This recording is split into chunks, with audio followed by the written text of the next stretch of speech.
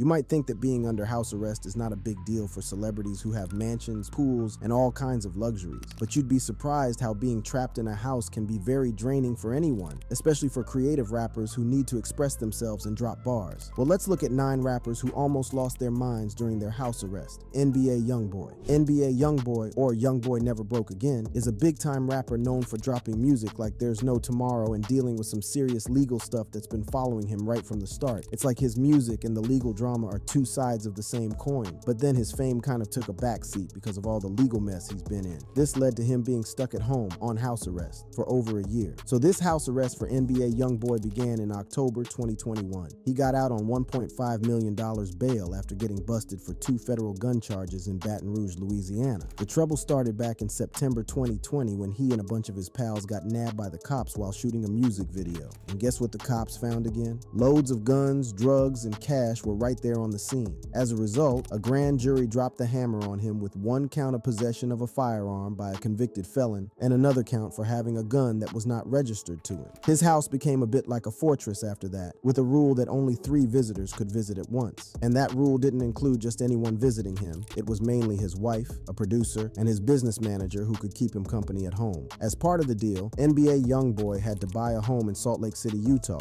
following a request from his legal squad. They slapped an ankle monitor on him, made him do drug tests, and told him to keep the guest list short, with only 3 people allowed in at a time. Those 3 were his wife, a producer, and his business manager, who moved into his crib. He also had to follow a pretty strict schedule. No visitors before 7 a.m. or after 9 p.m. And he couldn't go on any social media or drop new tunes without the court's approval. Now, living under house arrest wasn't all sunshine and rainbows for NBA Youngboy, as he dealt with feeling super isolated, down in the dumps, and super anxious. He even poured out his heart in some of his tracks, like House Arrest Tings, he rapped. "I'm stuck inside this house, but I still run up them digits. I don't know what you thinking, but I ain't going out sad. I'm just waiting on my day to get released so I can spaz." And that wasn't the only time he opened up. His mental health struggles were front and center in songs like Lonely Child, Self-Control, and Dirty Iana. NBA Youngboy recently chatted with Billboard about what's been going on with him since he had been on house arrest in Utah, and surprisingly, he said it's been his best experience. It seems like this time at home has made him see things differently, both in life and music. During the chat, he mentioned something unexpected. He wants to become a Mormon. He said that meeting some Christian folks who came to visit him during his house arrest helped him out of a tough spot. He also took a few shots at some other rappers who tried to mess with him while he's been stuck at home, like King Von, Lil Durk, NLE Choppa, Gucci Mane, and some other people. One of them was Lil Durk's ex-girlfriend, India Royale, who had some relationship issues. NBA Youngboy tweeted from his alleged burner account, but didn't name names. It was pretty clear who he was talking about since his tweet came after Lil Durk attempted to win India back following their breakup. India Royale clapped back at Youngboy in a series of tweets, questioning Youngboy's street cred and warning him not to speak on her. She said, "That little boy need to find somebody to play with. You was just a dirty little bad kid. You ain't like that for real. Don't speak on me.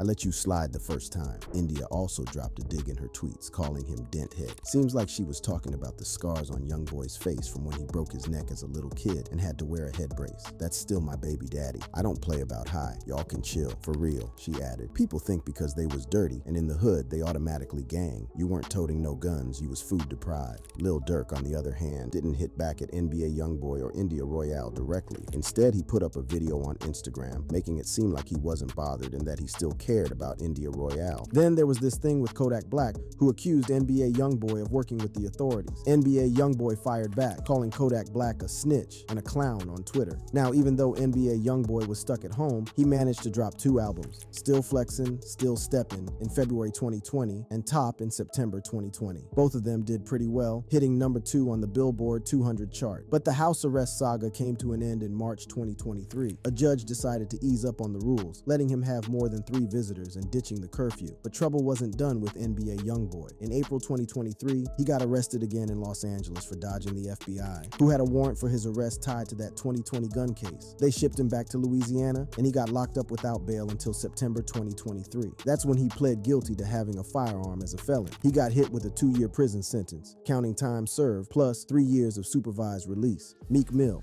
Meek Mill, real name Robert Williams, is a famous rapper from Philly, and he's been dealing with legal issues since way back in 2007 when he got busted for carrying a gun. They gave him 8 months in the slammer and 5 years on probation, but he kept violating that probation over the years. After he got out of prison, Meek Mill decided to take his music game seriously. That move paid off when he inked a deal with Rick Ross' Maybach Music Group label in 2011. Then in 2012, he had a run-in with the cops on Halloween, all because of some weed in his ride. Meek claimed they cuffed him because he wouldn't let them search his car. Even with all his success, this Philly native found himself back in the courtroom in 2014 for violating his probation. He'd been booking gigs outside Philly without getting approved by Judge Brinkley. That landed him in another 3 to 6 months behind bars. He started that stretch in July and finally got out in December 2014, but they put him on parole and made him take some etiquette classes. Being on house arrest was a tough time for Meek Mill. He couldn't do his music and had to keep his distance from fans and the whole music scene. Then in December 2015, Meek Mill, whose 2015 album Dreams Worth More Than Money was rated the top rap album at the Billboard Music Awards, got himself in hot water again. He vented on Instagram about his never-ending legal problems, saying, "I'm actually fighting for my life and freedom." You have to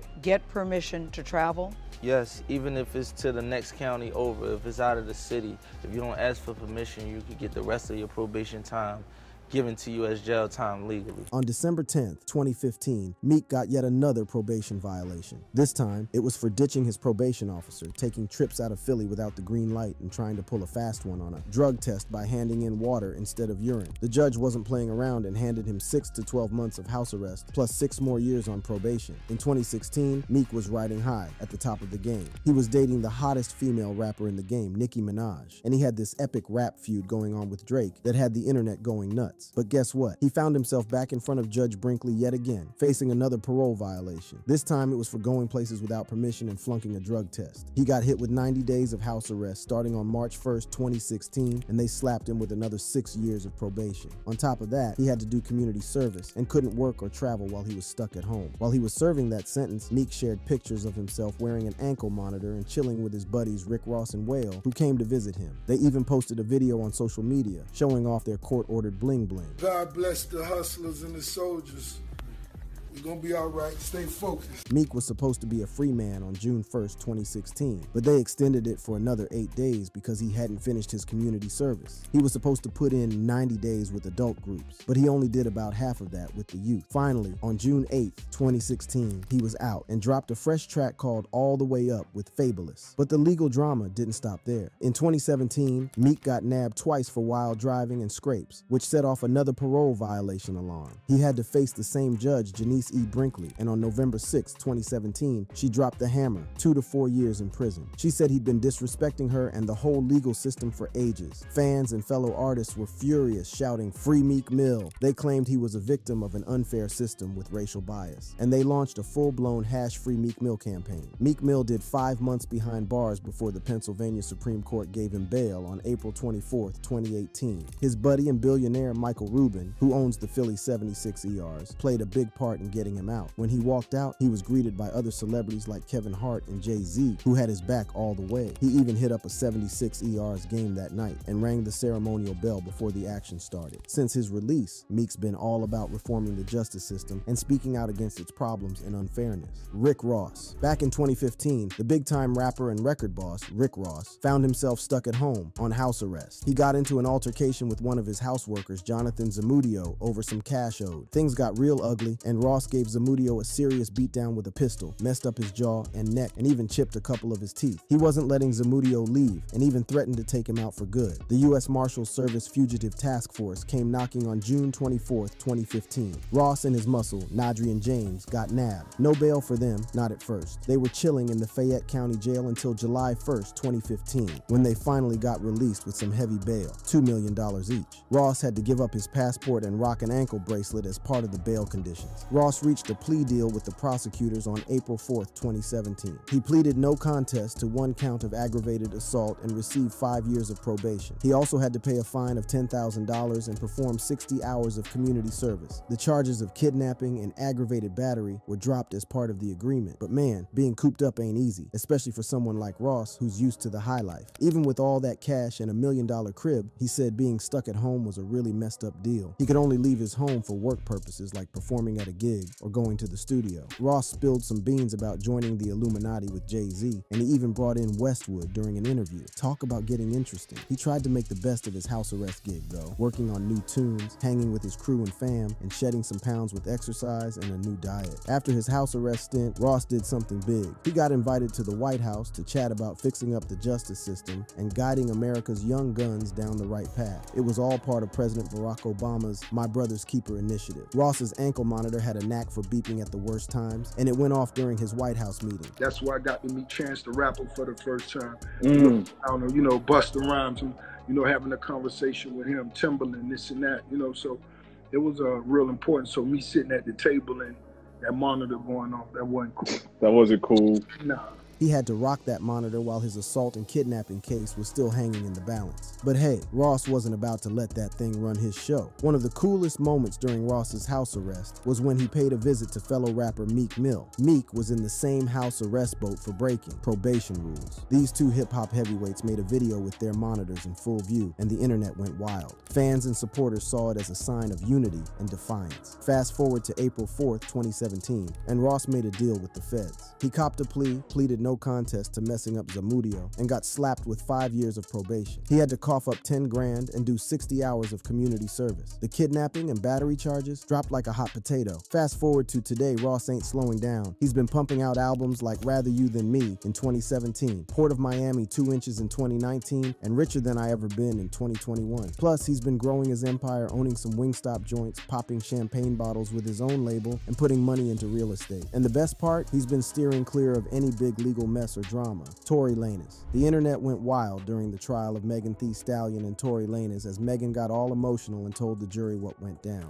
She spilled that she and Lanez were more than just friends because they had a sexual relationship going on. They partied at Kylie Jenner's house on July 12th, 2020, and then they were riding in Lanez's SUV up in the Hollywood Hills, along with her homegirl and assistant Kelsey Harris. But things went left real quick with some booze-fueled drama. Tory Lanez, that Canadian rapper, got slapped with house arrest in October 2022 while he was waiting for his day in court. Man, that shooting left bullet fragments in Megan's feet and had the whole music scene and the fans going wild. Lanez didn't hold back on Twitter. He dropped a tweet saying the truth will come to the light. He stuck to his guns and said he was not guilty through the whole legal mess. But Lanez ended up in cuffs in court and they upped his bail. Why? Because he violated the protective orders against him, the judge said. He went against the court order by addressing Megan directly on social media and exposing some DNA evidence through DJ Academics on Twitter. Academics said they couldn't figure out if Tory's DNA was on the gun or the magazine, and it was all messy. That judge in Los Angeles wasn't playing around as they deemed Lanez a threat to society and broke the court's orders not to contact or harass Megan or spill any pre-trial info, so they put him on house arrest. Lanez had to rock an ankle monitor and stay put at his crib down in Miami, Florida, until his jury trial kicked off on November 28th, 2021. Oh, and here's a little extra drama. Lanez got accused of roughing up singer August Alsina in Chicago back in September 2022. Although they didn't slap him with any charges for that, it put him in a tight spot. While Tory Lanez was stuck at home during his house arrest, you could tell he was pretty annoyed and fed up with the whole situation. He kept spilling his thoughts and feelings on social media, talking about all sorts of stuff. At one point, he put up a post saying he had time today. People thought he might go on IG Live to say sorry to Megan or tell his side of the story, but instead, he dropped a whole 17-track album called Daystar. On that album, Tory kept saying he was innocent. On a track called Money Over Fallouts, he rapped about how Megan's folks were trying to frame him for the shooting, but he said they weren't playing it straight. He also talked about how Megan wrote a statement saying he did it, even though he swears he didn't. He even felt hurt by Kehlani's reaction to the whole thing. When Daystar came out, it didn't get received well at all. Fans and critics online were mad at Tory for using Megan's shooting to promote his music, and some were saying not to even listen to it. He didn't stop there though. He dropped more tunes, even an album called Alone at Prom, which he said was all about 1980s pop culture. He also teamed up with artists like Iggy Azalea, who had his back and asked for a lighter punishment. Tory's house arrest came to an end when a jury found him guilty on December 23, 2022. They hit him with 3 felony counts: assault with a semi-automatic firearm, having a loaded gun in a car that wasn't registered, and recklessly firing a gun. The judge who put him on house arrest gave him a 10-year prison sentence on August 8, 2023. Before he got sentenced, Tory spoke his piece in court saying he knew he messed up that night but wasn't a bad guy. Megan Thee Stallion didn't show up at the sentencing, but she wrote a statement that got read in court. She said she hasn't had had a peaceful day since Tory shot her and that she'll never be the same. She talked about how Tory tormented her with his words and actions after the attack and asked the judge to impose the full weight of the law on him. Since all that went down, both Tory and Megan have continued with their music careers. Tory is currently doing his time at North Kern State Prison in Delano, California. He tried to get bail for his appeal on September 14, 2023, but was denied. He also got himself a new legal team from a group called Unite the People, Inc., and they're saying he got a harsh sentence and didn't get a fair trial. T.I.,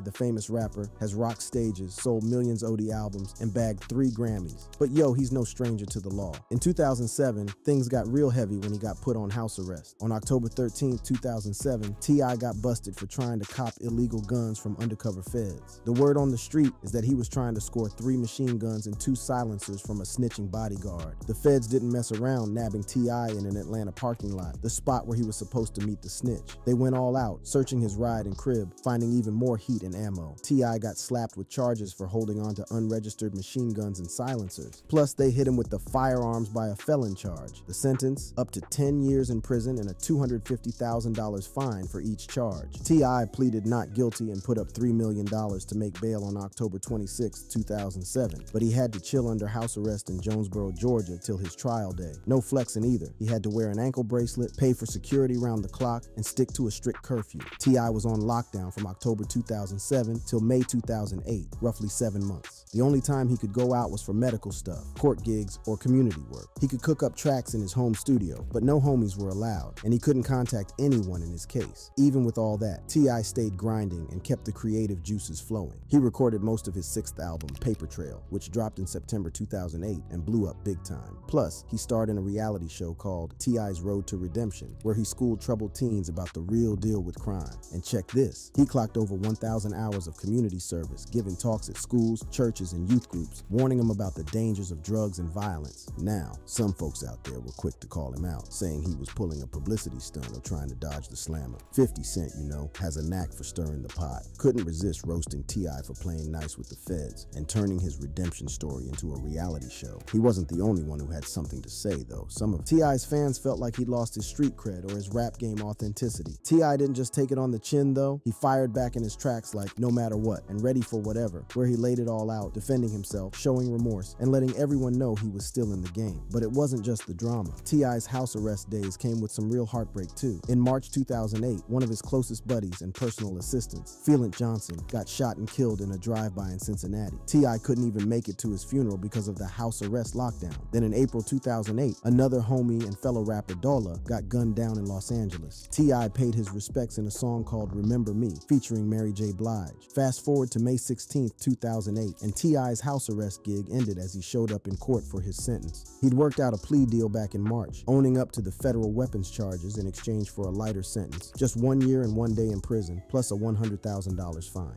After the big house stint, he had 3 years of supervised release and had to put in another 500 hours of community service. But the roller coaster ride didn't stop there. In October 2010, T.I. got hit with an 11-month sentence for breaking his probation. He got nabbed in September for having ecstasy and weed in his pocket out in LA. He finally got back on the streets in September 2011, but had to wear that ankle bracelet for another month. And then, in May 2018, he got hit again, this time for acting up and getting too lit outside his fancy gated community in Atlanta. He said they were playing the race card on him and that the security guard was just trying to get under his skin. Snoop Dogg, one of the most well-known rappers worldwide, has had his fair share of run-ins with the law over the years. He's been in trouble with the authorities on multiple occasions, ranging from drug-related charges to more serious ones like murder. So how did he end up under house arrest? Well, it all started in 2005 with a couple of incidents. The first one went down on October 26th when he got busted at Bob Hope Airport in Burbank, California. They nabbed him for allegedly having a gun and some weed in his car. He managed to post bail, which set him back $35,000, and he got out, but he still had to show up in court on December 12th to face the music. The second incident wasn't too far off. It happened on November 28th. This time he got arrested right at his crib in Diamond Bar, California. The police had a search warrant and they dug up a another firearm, and some more drugs. The laundry list of charges included being a felon with a gun, possession of cocaine and marijuana, plus a false compartment in a vehicle. He again made bail, a hefty $60,000 this time, and got out, but the shadow of up to 4 years in the slammer loomed over him if he was found guilty. Fast forward to April 11, 2007, and Snoop Dogg decided to cut a deal with the prosecutors. He didn't contest one felony count of having a gun as a convicted felon, and he copped to a misdemeanor for the marijuana. As a result, he was slapped with 5 years of probation and a whopping 800 hours of community service. Oh, and he also agreed to wear an electronic ankle monitor and be cooped up at home for 5 months. Plus, he had to stick to a curfew from 10 p.m. to 6 a.m. Snoop was pretty much stuck in his massive mansion, only allowed to leave for work stuff like making music or performing, and you can bet he had to keep his probation officer in the loop about where he was at all times and do random drug tests. On top of all that, he had to deal with the constant spotlight of the media and the prying eyes of the public, all focused on his legal troubles. Snoop Dogg didn't exactly keep quiet about how much he was itching to get out and do something exciting during his house arrest. He'd post videos on his YouTube channel, giving fans a glimpse of his daily life at home. You know, stuff like playing video games, binging on TV shows, whipping up some grub in the kitchen, tending to his garden, or just kicking back with family and friends. And then there was his mixtape, The Big Squeeze. This one had tracks that poked fun at the police and the whole justice system. To top it all off, he threw a big shindig at his place, inviting a crowd that included big names like Paris Hilton and Jamie Foxx. The party was so wild it had the neighbors fuming, and it even got a visit from the cops who came to check if Snoop Dogg was playing by the house arrest rules. During his house arrest, Snoop Dogg didn't just chill and play video games. He also used his videos to speak his mind on all sorts of stuff like politics, sports, music, and movies. Some of his videos stirred up quite a fuss and got some folks pretty riled up, like this one time when he took a jab at former US President George W. Bush, calling him a punk-ass motherfucker for sending troops to Iraq. But Snoop Dogg didn't just use his time under house arrest to stir the pot. He also got creative with his music and teamed up with other artists for some fresh tunes. When his house arrest finally ended on September 11, 2007, he threw a party at his place, bringing in family and friends to celebrate. He also gave a shout out to his fans for sticking by him and said he'd learned from his mistakes. YNW Borland. YNW Borland, also known as Cortland Malik Henry, is a rapper involved in a double murder case with YNW Melly, whose real name is Jamel Demons. They're accused of killing their two friends, Anthony Williams, YNW Sack Chaser, and Christopher Thomas Jr., YNW Juvie, in October 2018, and making it look like a drive-by shooting. While YNW Melly has been in jail since his arrest in February, Bortland was released on a $75,000 bond and put under house arrest. His lawyers argued that he wasn't likely to flee or pose a danger to the community.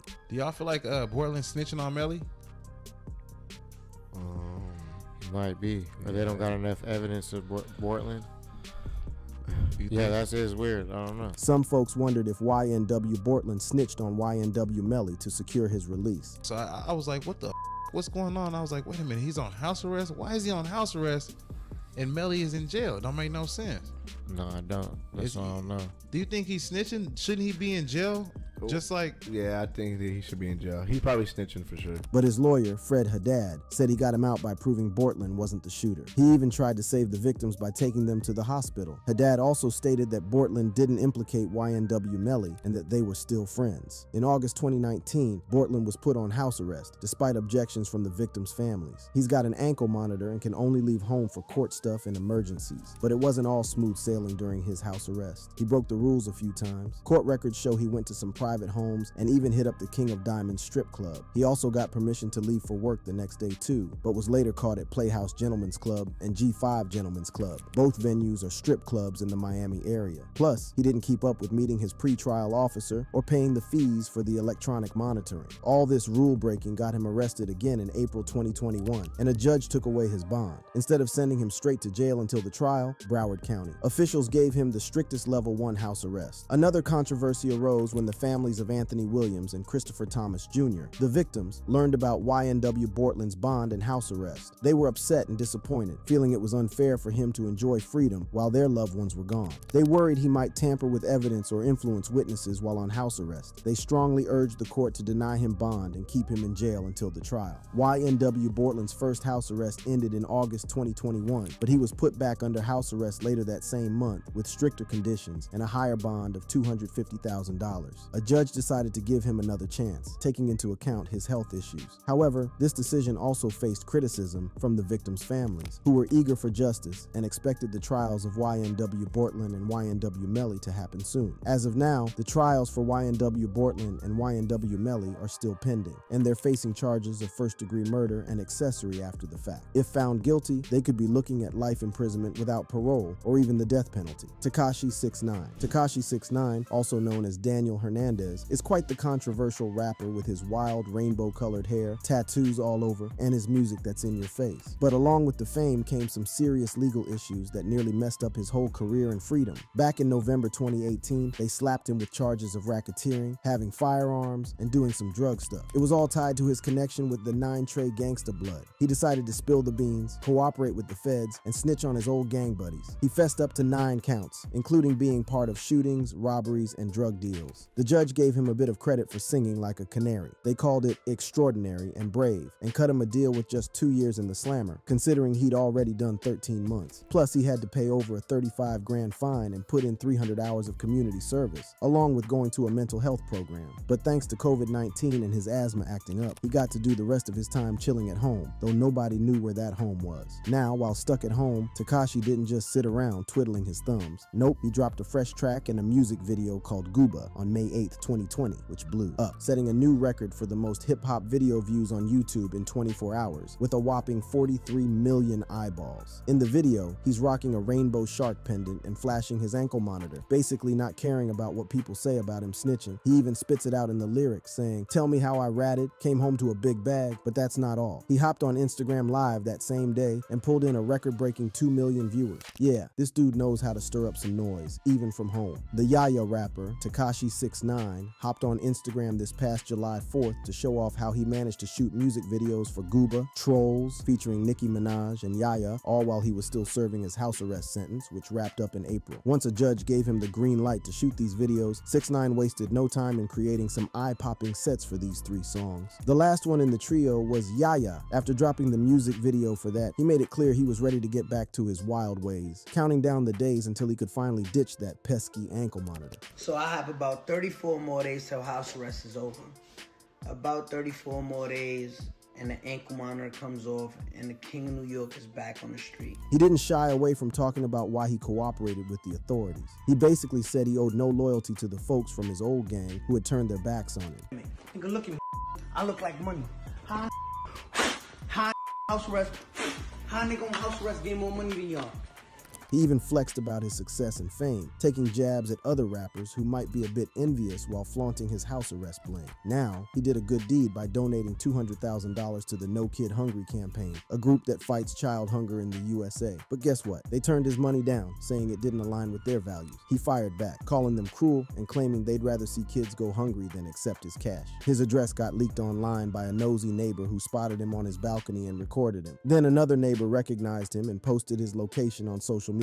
That led to him moving not once, but twice to dodge people who either wanted to harm him or expose him. Finally, on August 2nd, 2020, Tekashi 6ix9ine celebrated the end of his house arrest by filming a fresh music video for a song called Punani in Brooklyn, surrounded by a big crew. But hold on, he's not out of the woods just yet. He's facing a bunch of lawsuits for things like assault, kidnapping, breaking contracts, and talking trash about people. Plus, he's got plenty of folks in the hip-hop world and beyond who see him as a turncoat and a joker. That's why he's got himself a team of bodyguards to stay safe from any possible attacks or payback from his enemies. Gucci Mane. Back in 2013, things got real dicey for Gucci Mane as he got busted for having a gun when he shouldn't have. It said he used that piece to threaten 2 guys on separate occasions. One of those guys was a soldier who just wanted a selfie with him at a nightclub. This soldier, known as James in the media, asked a bouncer if he could snap a pic with Gucci. What went down next was crazy. Gucci supposedly smacked the dude with a champagne bottle. James ended up in the hospital with a head gash, needing 10 stitches. Gucci didn't dodge the bullet, pleading guilty, and getting hit with a sentence of 3 years and 3 months in the slammer.